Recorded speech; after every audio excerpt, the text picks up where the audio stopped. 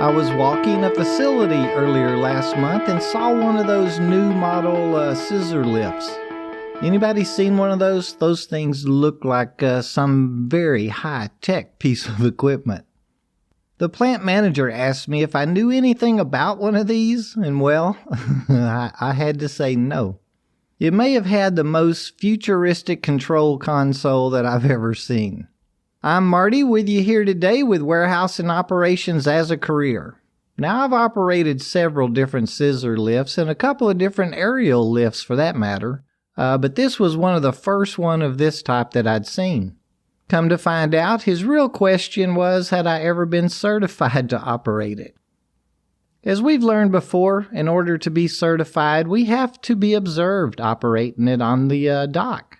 And of course, we've had to gone through 29 CFR 1910.178, one of those courses with a trainer where we should have learned exactly how to operate the unit and all of its unique safety concerns.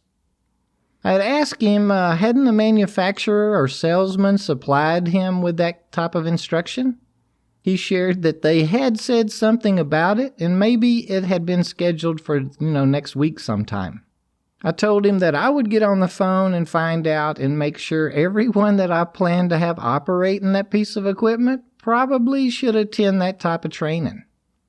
Now, of course, I'm more than confident that I could have climbed up on the platform and had no problem performing the task with it, but as we all know, I'd need to be trained and observed on it before I would even touch it, right? I went and looked up a little more information on scissor lifts and learned they are not compared to aerial lifts and are actually more closely associated with scaffolding. I ran across a really informative hazard alert at OSHA.gov Publications, OSHA 3842. It was titled, Working Safely with Scissor Lifts.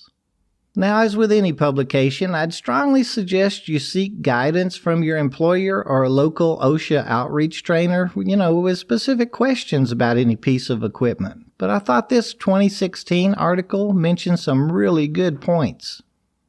Scissor lifts provide a safe and reliable platform for workers to perform job tasks when used according to the manufacturer's instructions. When not properly used, of course, scissor lifts can present a serious hazard to workers. It states how employers are responsible for keeping workers safe. This hazard alert highlights specific hazards present in workplaces where scissor lifts are used and controls employers must implement to prevent, injuries and fatalities. The alert starts out with an introduction. Scissor lifts are work platforms used to safely move workers vertically and to different locations in a variety of industries, including construction, retail, entertainment, and manufacturing. It states how scissor lifts are different from aerial lifts because the lifting mechanism moves the work platform straight up and down using cross beams functioning in a scissor-like fashion. Although scissor lifts present hazards similar to scaffolding when extended and stationary, using scissor lifts safely depends on considering the equipment's capabilities, its limitations, and safe practices. And I found this really interesting. Over a 1-year period, OSHA investigated 10 preventable fatalities and more than 20 preventable injuries resulting from a variety of incidents involving scissor lifts. OSHA's investigations found that most injuries and fatalities involving scissor lifts were the result of employers not addressing 3 main things: fall protection, stabilization, and positioning. The next section explains how to safely use scissor lifts and covers fall protection, or 29 CFR 1926.451, and 29 CFR 1910.29, Stabilization and Positioning. It mentions how dangerous high winds can be if we're outside using a lift, too. I once had an employee using a scissor lift out in the truck yard, changing the light bulbs up on the, what would you call them? I guess the parking lot light poles. Anyway, I thought it was too windy to be out there. From the ground, it really looked like the entire unit was swaying back and forth. I went ahead and had him come on in. I figured we could change the lights anytime. Now, he didn't agree with me and felt that he'd have been fine to go ahead and finish. I don't know what really could have happened, but I know we both went home safely that night. And it goes on to speak to maintaining the lift, following the manufacturer's instructions. The next section addresses training workers. Employers must provide workers training on hazards, including how to work safely with or near scissor lifts. And it states 29 CFR 1926.454. Training must, at a minimum, include manufacturer's instructions for operating the scissor lift vertically and while in transit, how to handle materials on the scissor lift, including weight limits, other worksite hazards workers may encounter when working on a scissor lift, maybe contact with electrical wires, and reporting any equipment defects or maintenance needs. Some of the OSHA standards employers must comply with are the following OSHA standards, and all these fall underneath 29 CFR to protect workers from hazards associated with scissor lifts.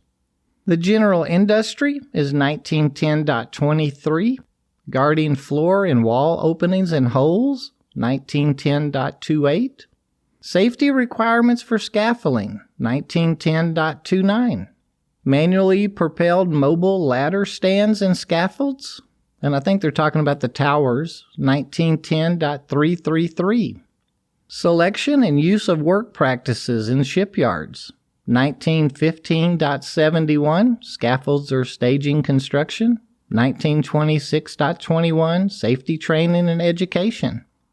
Then you have 1926.451, general requirements, and it goes on and it lists several more, and I think they're all really important. For any type of technical assistance, you can refer to OSHA's e-tool, and there's a lot of other resources on scaffolding also.